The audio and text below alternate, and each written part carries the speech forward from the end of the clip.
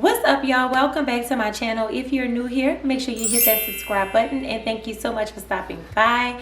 So y'all, today's video is going to be a little bit different. Today's video is going to be a little bit more personal to me, and I never intended to get too personal on this channel. However, some things are starting to creep back up, and I feel like for me it's therapy. And maybe I can help somebody else at the same time. And I feel like my goal in life is to help other people. And if I feel like I've helped other people, then I feel like I've done my job. So with that being said, let's jump right into this video. So for me to talk about this, I need to go back. We got to take it all the way back, okay? As far as, this is so hard. Hold on. All right. Let's just get to the point. All right, so I may have started my menstrual cycle when I was 14. So at the age of 14, you know, I didn't really know too much about my menstrual cycle, blah, blah, blah. Everything seemed normal in the beginning. And then eventually stuff just kind of like started going all the way left. Like my cycle would be extremely regular. I never had any problems with it being erratic or anything like that, but they would be crazy painful all the time. And I remember there were days I would like miss school, and then as I got older there would be times where I would miss work. I remember one time me telling my manager, like, listen, I need 2 days out, because it was on my calendar that, you know, my cycle was coming, and I was like, I already know what it's gonna be like, so I can't come to work these 2 days. And sure enough, when it came, boom, those 2 days I was down and out, could not get up. I was in my bed like cramped over, like extreme pain all the time, every single month. And I used to dread having a period. So as time progressed, the pain was still there, and at that point I just kind of accepted it as being normal. Maybe everybody goes through it. I would go to the doctor, they never said anything was wrong with me, anything like that. So I kind of just like chalked it up to it being normal. But like in the back of my head, I'm like, this is not normal. Like I talk to other people and they're like, oh no, I don't have cramps like that. Like for me it was my normal, and to other people they were like, that don't sound right. But for me, I kind of took it as, oh, it's being normal. It's just my body. That's just what it is. But when I moved away from Louisiana, I met my first doctor. I'm not going to say her name, because when I went to her the first time, I explained to her, like, but at this time I was having like a whole bunch of like lower right side pain. And I could not understand why. It would be like random. I was just be in so much pain on my right side. And my periods was still painful, but that right side pain was the one I was like, okay, let me just go get this checked out. So I went to her, and so she did an ultrasound, and she was like, okay, well, you have a cyst on your right ovary. I'm gonna keep watching it. So I will go back. I think she watched it for like 6 months, and it would shrink a little bit, and then it would get big, and then it would shrink a little bit, and then it would get big, and it just kept doing that for 6 months. So at this point she was like, okay, I'm gonna have to do surgery. I need to like look and see what's going on. So I did my laparoscopic surgery. When I woke up out of that surgery, because she was fearful that I was gonna lose my ovary, because you know they have to tell you that, they have to like give you the worst case scenario. So like she told me that, oh well, maybe you might lose your ovaries, so I need you to kind of sign off on this. And I'm just like, okay, well, in the future I can still have a baby with one ovary, one tube, one this, one.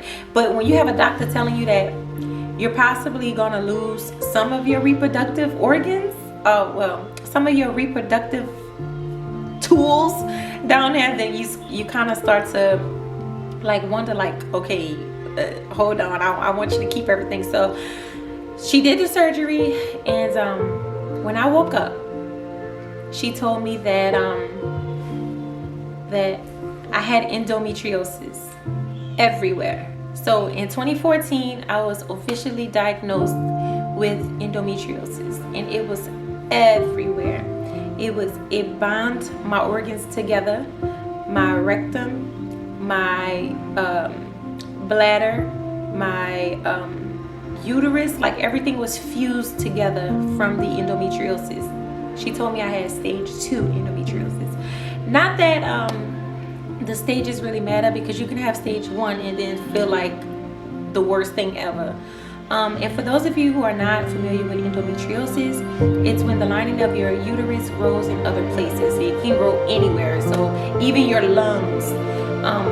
Luckily for me, it hasn't done that, but so I had it everywhere. My organs was all like fused together, so she had to go and burn all the lesions off of all of those organs. Now, a person hearing that for the very first time, knowing that she went through this her whole life, and started to think like, okay, it makes sense. While I was in so much pain, like my organs are fused together, like what do I do with this? So I just kind of like accepted it, like, okay, yeah, it is what it is, like what can I do? So she told me that she drained the cyst, and then kind of like after that she kind of sent me about on my way. And like I would say maybe a year later, I kind of went back to her and I was like, hey, the pain on my right side is coming back. And she was just like, oh, well, you know, sometimes endometriosis, it'll come back, blah, blah, blah, blah, blah. Usually within a year it comes back unless you get pregnant. And I was like, well, you know, we've kind of been trying to get pregnant, and you know, it's been a year and I haven't. So we did all of these like fertility tests and all of this, and everything was clear. Like my we did like a HCG test and like all of that. Everything was like clear, everything was fine. But I kind of just felt like she was just trying to put me on like fertility medication at this point, and I just wasn't ready for that. So I just went ahead at that point and got a second opinion. So my second doctor, the second doctor that I found was, she's everything. Her name was, she's Dr. Hilbert. Her name is Dr. Hilbert. And I would never, ever, ever forget her, ever. Because she did my ultrasound in her office. And I remember this. I remember like it was yesterday, and my memory is not that good, y'all, but I remember this like it was yesterday. And she was like, baby, I'm so sorry, but you have a cyst that's so big, it's dropped down to your pelvic floor. So no sperm could ever get through, because the cyst is just sitting there and it's just blocking everything. So when I heard that, like my heart just dropped, because I'm like, I went to this first doctor and she did this surgery, and now in my head, like I have to get another surgery to remove this thing again. We just did this. So she asked me like, well, how did she do the surgery? Do you remember? Do you have your notes? And I'm like, oh, I remember, because she told me that she drained it. And then she was just basically like, no, she's not supposed to drain it. Like, she needs to remove it. And I'm like, wait, what do you mean? She was like, basically, if you drain something that's constantly getting fluid, then it's gonna continue to retain fluid over and over and over again. You have to like cut it open, take out the sac, all that stuff. So she was just explaining to me that the first surgeon should have cut that ovary open, take the cyst out with the sac, and close the ovary back up. And that's exactly what she wanted to do. So round 2, second surgery. And this time I was just like discouraged, because I have been like waiting to get pregnant now for like a long time, and it's just not happening, like no matter what I did. And just I was just at a loss. I didn't know what else to do. So, you know, naturally I'm discouraged about this whole thing. And when she said that, so I don't know, it just kind of like it just did something to me.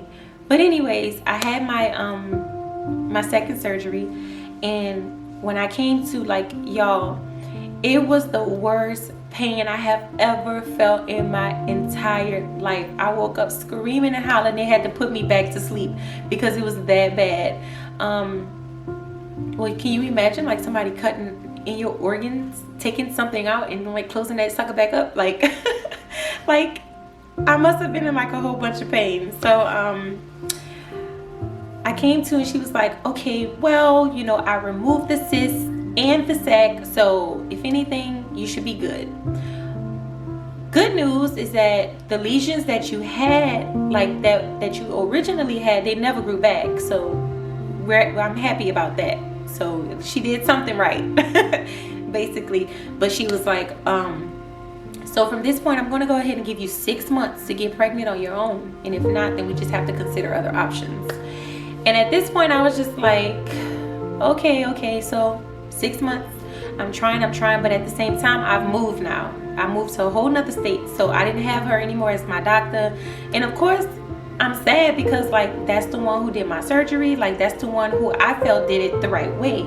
But 6 months came and went, and nothing. So at this point, I'm like really discouraged. I'm like really like down and out, y'all. I'm like stressed out. I'm like, you know, I really want to have kids, and like I don't want to have somebody tell me like you cannot get pregnant.